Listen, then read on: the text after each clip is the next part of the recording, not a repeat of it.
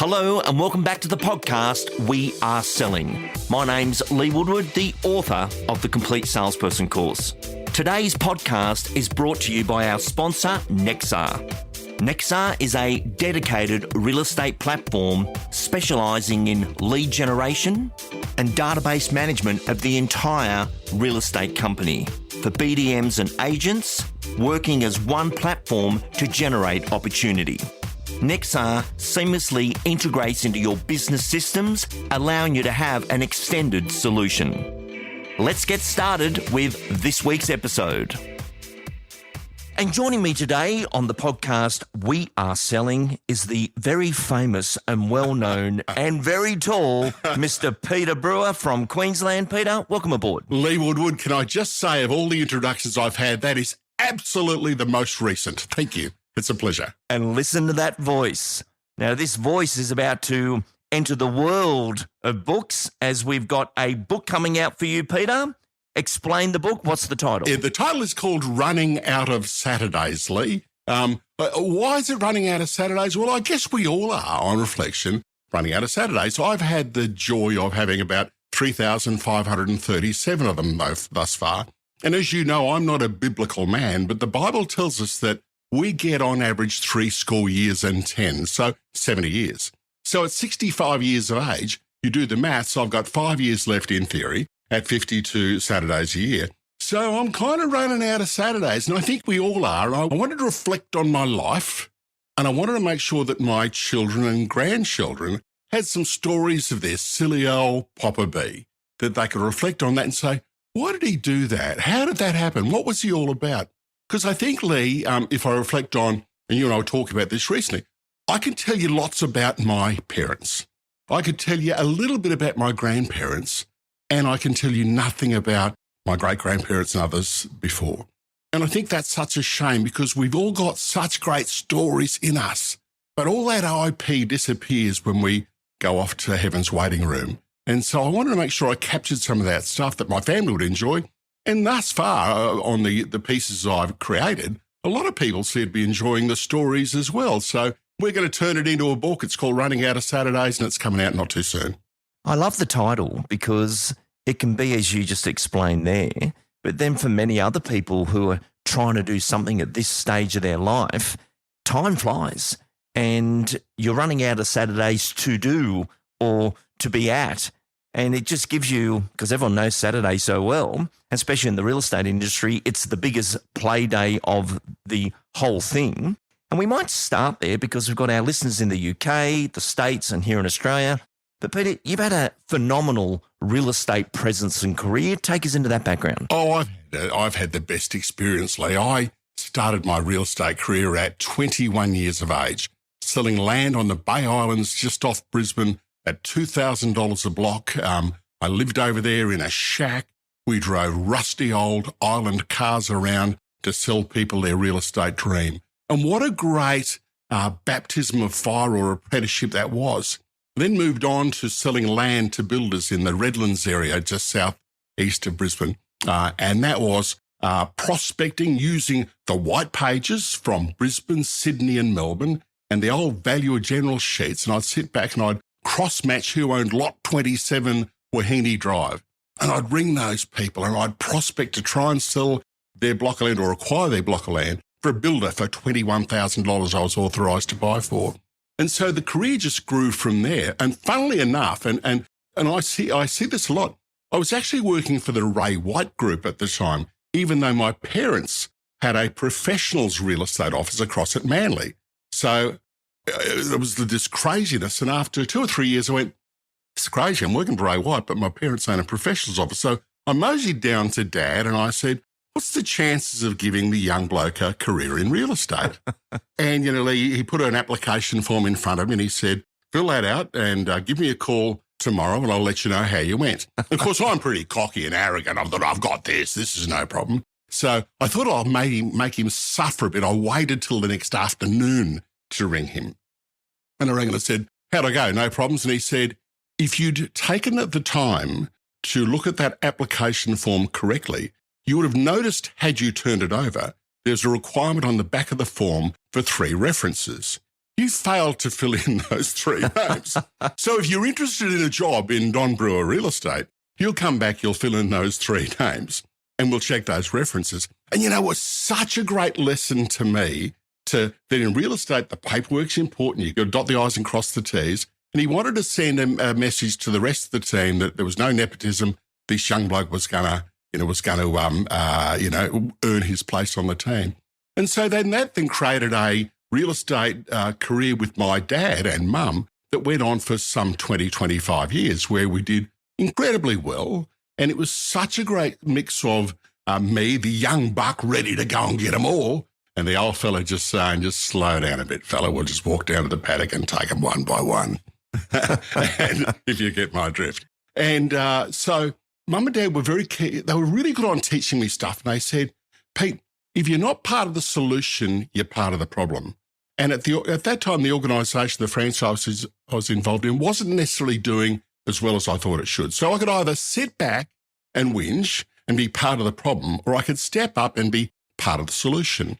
And so I lobbied and canvassed and managed to take the executive chairman role of that organisation, and went about making a difference, taking some of the, changing the guard from some of the more conservative people in the brand to saying the world's changing, things are happening differently. And so that's been something I've been really proud to do in all of my corporate work since, is say we are traditionally have been a really conservative industry, and I'm all about rattling cages. When I left Wynnum High School in 1976, the reference I received from Merv Miles, my headmaster, said, he's an independent type of lad who has potential. And that was probably one of the best things that anyone could write for me, because it identified in me, yes, I am an independent type of lad. I knew I had potential. And I've retained that fierce independence to rattle cages, make noises, push for change when change needs to be made. And so that, I think, is one of my trademarks as my real estate career has gone from property manager to salesperson to business owner to executive chairman to running various brands and the REIQ now. So yeah, it's been an absolute blaze of fun, and it could have been better. And Peter, a lot of people wouldn't know, but you're also the ambassador for Inman for Australia. Yeah, I have. Yeah, that was a 10-year appointment with Brad Inman for the Inman organisation out of the United States. Inman News is a publishing brand that relates purely to the real estate profession. And I struck up a really good friendship with Brad. And he was really keen to make sure we got more Aussies across. And of course, you've been across regularly and you've done some great interviews with some wonderful people over there. And so again, I wanted to just keep challenging myself, And one of the greatest things, and I picked up lots of great relationships from Inman, and I was able to get lots of people to go over there. But it's just, I've used this in a lot of presentations. In about 2015, I'll say, Brad shared a statistic on stage that said it was 58-31, and he's asked, who could guess what this 58-31 stat was? It was research done by the National Association of Realtors, and it said of their 1.7 million members, the average age of a member of a real estate agent in the United States was 58. But the average age of the person consuming the product was 31. It was such a connect for me. I just went, wow, our behaviours of the 58s to the 31s are different. And I think, and we still have some of those struggles across the profession where we've got some of the veterans, my vintage and older, who are saying, no, they've got to do it my way. And the 31-year-olds, the new consumer, coming through saying, no, sunshine, the rules have changed and we're doing things differently. And so that made me even more confident to go out and start talking about change. We can't keep doing stuff the way that it's been comfortable for us forever. So yeah, Inman's been wonderful to me. It's been a great association. I regard Brad as one of my closest friends, and I'm delighted he's put his name down to buy a copy of the book. So when one of the United States' biggest publishers wants to buy your book, I'm pretty happy. Absolutely amazing. And Peter, when I was preparing to do the interview for the book today, and we're going to listen to some of those stories, everyone knows who you are. Oh. Everyone has the same response. You've connected a lot of people together. You mentioned my interviews over in New York. No one knew me. You pulled 16 interviews of some of the most famous people in New York together. And just because you said, this guy's from Australia, he's going to interview you. They went, yep, okay, Pete. I had the head of the New York Times speak, Dusty Baker. Wow, yeah, Dusty. Just incredible people. So it's a credit that you've been able to use your biggest strength, and that is relationships and the introduction of people to people that has really built you a network around the world that you can call upon at any time. Yeah, thank you, Lee. Yeah, and I pride myself on that. And it's a game I played early in life is who do you know who? And I'm a big believer, look, we're here to support each other. And if we're not, in fact, I recently bought the domain name One Big Tent because I reckon we all are under one big tent. I don't care about the colour of your tie, which brand you're from, any of that crap. I want to know that you're a good human being and that we share the same values and we want the best for our profession.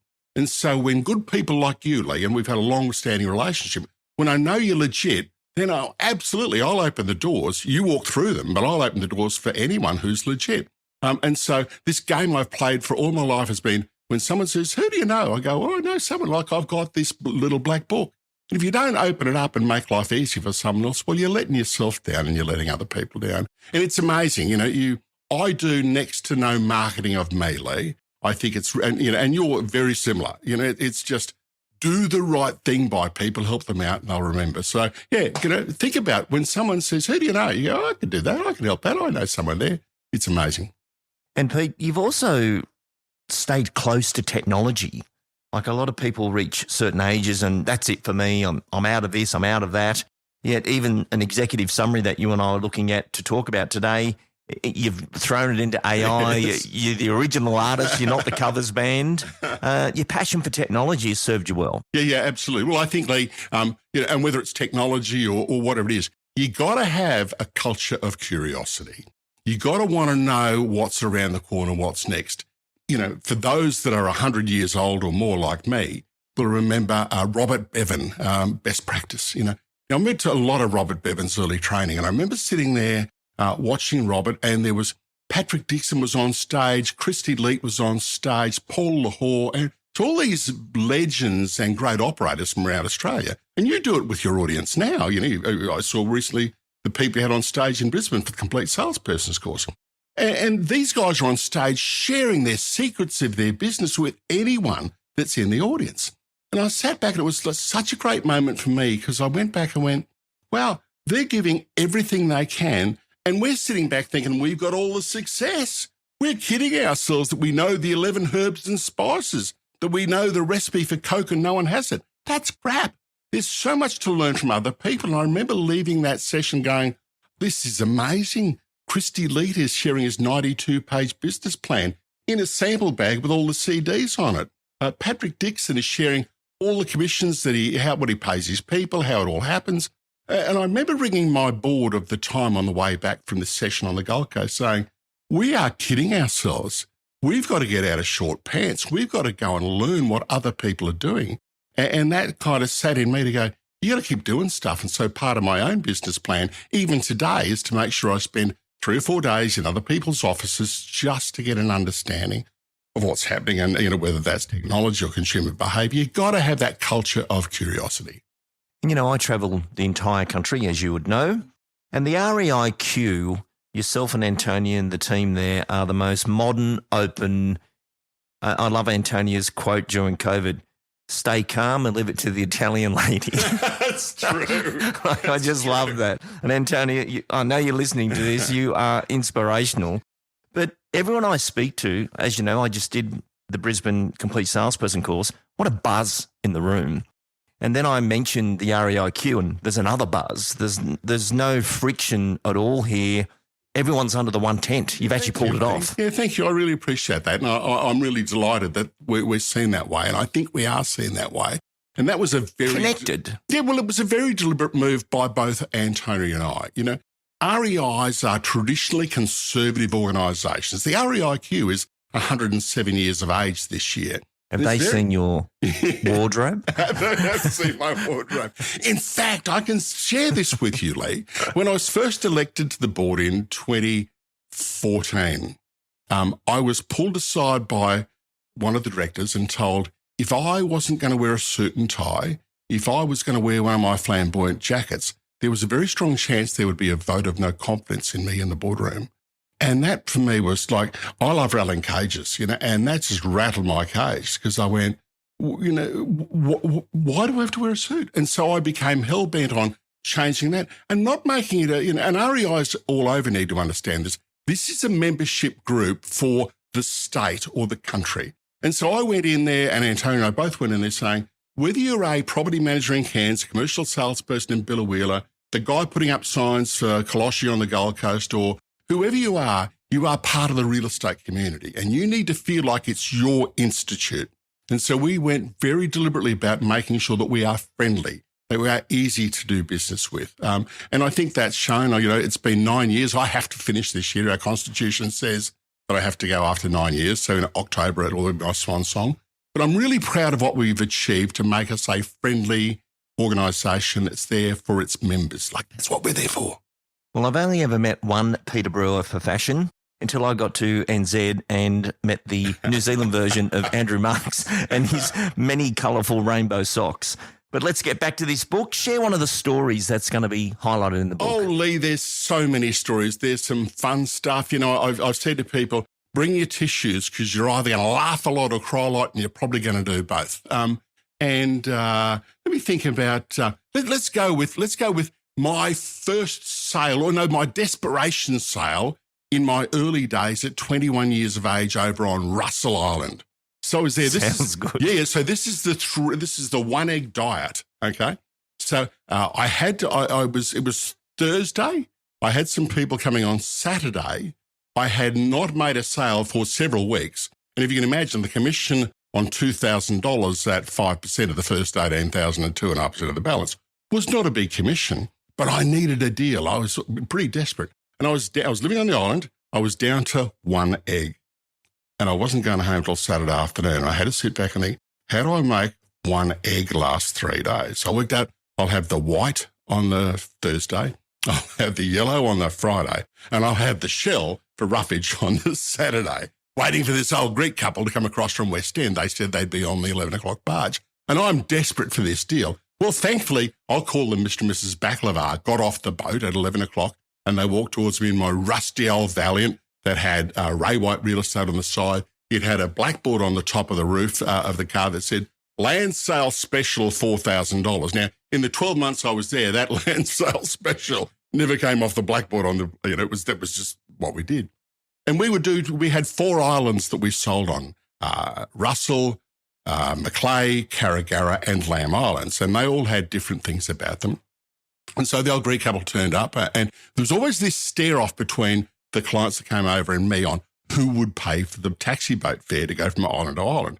Well, I'm destitute, Lee. I'm down to nothing. I've got, as I said, I've used the shell of the egg. It's nothing. I'm desperate to get home to the Cleveland Sands Hotel, hopefully for a T-bone steak. So we get in the car and I take this lovely old it's a Greek couple around Russell Island. And we'd been met by the hippies and the 3-legged dogs and the combis, and they didn't quite feel this was the island for them. They had 5 daughters, and we'd done the tour, and they said, yeah, nothing, this is not for us. What else have you got? And I went, well, the only other thing, let's go to Carragara Island. So we get the next taxi boat across to Carragara Island, jump in the rusty old island car over there. We drive around to Carragara Island, and they said, we're really worried about global warming and all that kind of stuff.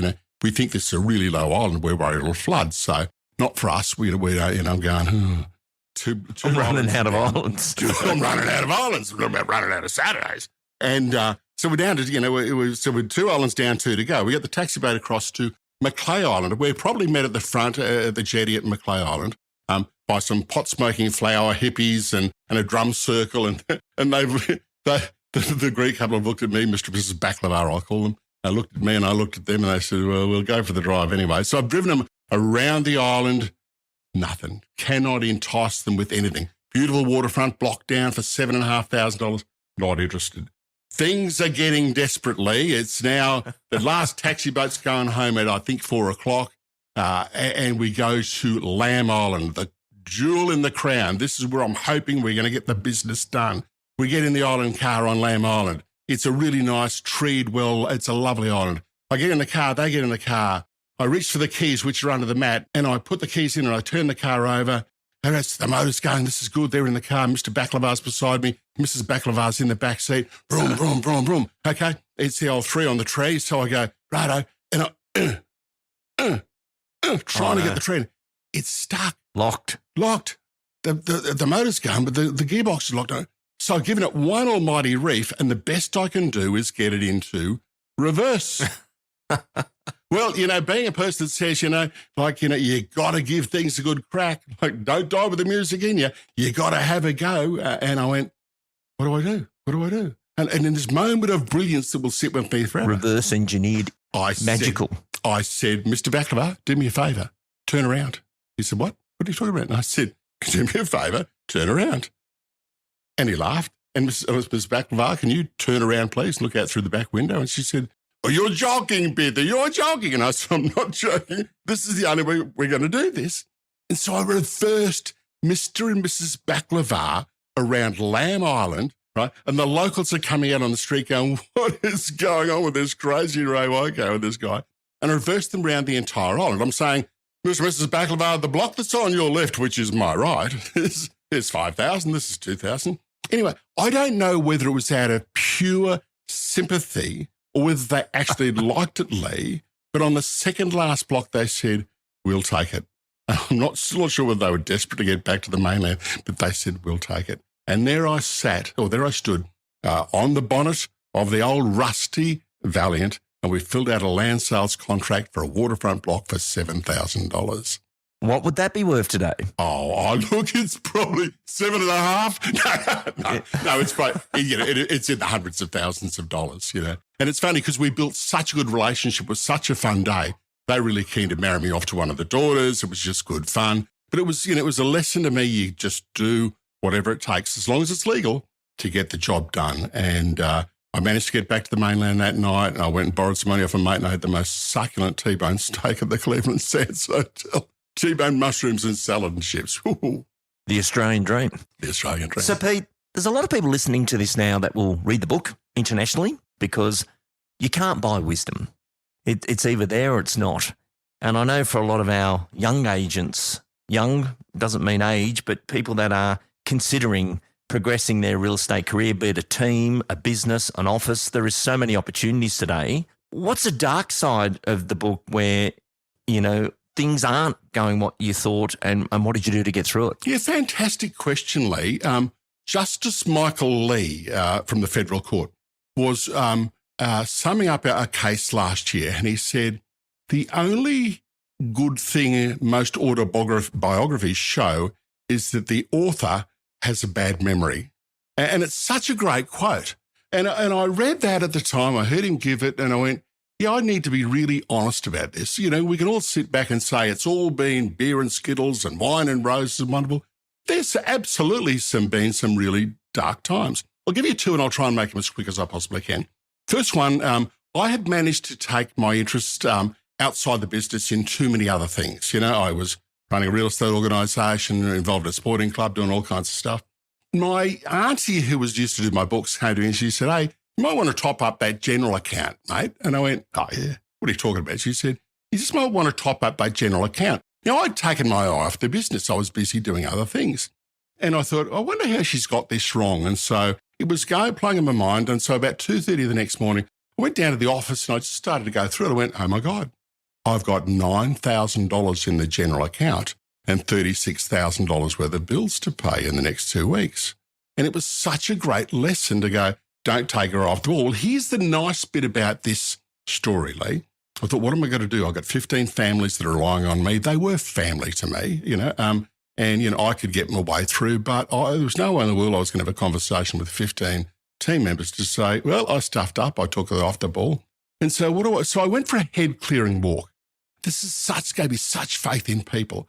And I walked past the home of a lady that was working for me at the time. And she gave me a wave. It was about 6:30 in the morning. She called me in for a cup of tea. Well, I think it was going to be a glass of wine. But anyway, she called me in and she said, you look a bit troubled. What's going on? And I thought, well, if I'm going to have to give bad news, I might as well start practicing the script and dialogue around bad news now. And I said, this is what's going on. I've got $9,000 in the account. I've got $36,000 worth of bills to pay, and I'm in strife, and I'm not sure how I'm going to get out of this. And this was so good. She said to me, Peter, I've got $50,000 sitting here in my superannuation account that I don't have any immediate plans for. I'd be really happy to write you a cheque for that now so that'll pay the short-term problem out for you and you can deal with the rest later on. Pay me back when you got it. Now, Lee, I didn't take the $50,000, but I walked out of that meeting with her, that breakfast catch-up, with a renewed enthusiasm and vigour and belief in myself that, hey, other people believed in me. We all play this self-doubt game in our own brains. So I'm not good enough, And it was a reality check. And I went, wow, she believes in me. She's confident to give me $50,000. And so I went back to home. I got showered and cleaned up. I went to the office. I got on the bloody phone. I started prospecting again. I went out and started letterbox dropping again. I called all the people that I had been too lazy to follow up. I called my existing sellers and got some price reductions. I followed up the buyers that I should have bloody followed up, except I was too frigging lazy or preoccupied with other stuff. And all of a sudden, I'm back to $170,000 in 6 weeks. And so that was such a great lesson for me. Don't take the off the ball and understand there is a legion of people that believe in you. You just got to believe in yourself. And so that was lesson number one. The second one, Lee, and this is about lifestyle and health and looking after ourselves. I've been on a wonderful tour and I'm going, let's say it's the midnight. It might be roughly 2000. I've been on a 6-week holiday around the world. France, Champs-Élysées, London, done it, Japan, did this magnificent tour. And I came back and I was sharing photos with some mates of mine on a Saturday night over a few beers. Now, one of my mates, Greg, we've been mates since grade 2. We've grown up together and he's very frank in giving me feedback. He doesn't hold back. We've all got that friend. We're looking through these photos and Greg said to me, as he does, and we might need to censor this, he said, hey, dickhead, as your mates do, how come you're in all these beautiful places around the world, but you're not smiling in any of the photos? And I said, give me those photos. Black needle moment. And I looked at it, absolutely. I looked at it and went, wow, I'm on the Champs-Élysées drinking champagne. No smile. I'm on the top of the London Eye looking over one of the most famous rivers and buildings in the UK. I'm not smiling. I'm at Mount Fuji and there's no smile on the dial. And I realised my body had gone on holidays. My brain was still back in Australia in a business in Manly in Brisbane. And I went, holy shit, Batman. And it's such a good lesson. And so I came back and changed my behaviour. And funnily enough, I went off to see my own GP, Dr. Lahanis. And he said, Peter, if you don't slow down, in fact, he used some other expletives, the only way we'll fix you will be with tablets. Well, I listened to some of it, but 5 years later, I went back and I said, I'm here again, Dr. Lahanis. I'm waking up at 2 o'clock in the morning. There's stuff going through my brain. I'm checking out all the time. I'm worried about this. I'm worried about that. And he said, here, dickhead, here's the tablets. And he gave me a bottle of clonazepam. And I went, well, I've stuffed that up. I've let my family down. I've let myself down. Yeah, we were making some money, but it ain't always about the money, and I'd let relationships suffer. And so I went, okay, I need to look after me. And so I went to some really dark places, going through that process, but it's made me a better human today. For me, it's less about the coin, more about the relationships, more about the lifestyle. Because, Lee, we're all running out of Saturdays, and so I want to make sure that, I get the most out of the ones that I've got left. Peter, absolutely brilliant interview. The best book title I've listened to in many, many years. And that's my final question. That defining moment to do a book. Yes, you've got the legacy piece, the family. You've seen so much. You could have wrote the book, What I've Learned. But the process of going through the book is that index, that moment of what makes it in and what doesn't. How's that been for you in this final run of the book? Because right now the book's still being written. The wonderful Fedra Pim's coming through in the editing process. Everything's coming together. How's that been? So firstly, thank you for the introduction to Fedra because she's been amazing. She's helped to crystallise the process for me. I talk about in the book, I can't tell you what an adjective, a noun, a pronoun, an adverb or any of that. I have no idea. Nothing, The only thing I know about that is if you mention them, I knew there was going to be a blackboard dust to go past my ears from one of my teachers saying, you're a dickhead, Brewer, it's not that hard. Well, it is hard. I couldn't learn that stuff. But what I knew was I had stories, and I think we've lost the art of storytelling in this country. We loved having stories read to us as kids. As grandparents, we loved reading stories to our kids. I love the romance of sitting around a campfire and sharing stories. And in this crazy busy world, we don't do enough of that. So I wanted to tell stories. I think I'm okay at telling stories. So I wanted to make sure I did that. And so I just sat down and I started writing. I thought, I'll just write a couple of stories and see how it goes with no great intention of writing a book. I thought I'll just capture a few. And then the more I wrote, Lee, the more stories came to mind. And I'll be sitting there at 4:00 in the morning at home, chuckling away to myself, God, shit, I forgot about that. Oh, that's amazing. Oh, that's fun. And so it just grew and grew and grew, from a couple of hundred words to 109,000 words, which is a lot of words, particularly when you're a two-finger typist like me.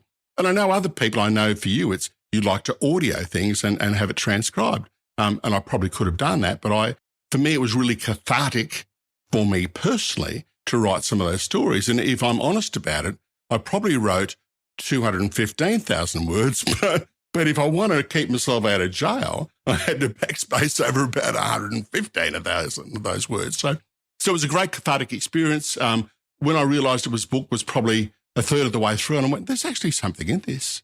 People will enjoy it. And I read, I was lucky enough to go up to the elite retreat on Hayman Island late last year and read a chapter of the book to 200 real estate agents at 7:00 at night when they'd had a couple of hours on the booze, and I thought, I'm going to die. There's no way in the world they'll listen to me, especially reading a chapter for 15 minutes.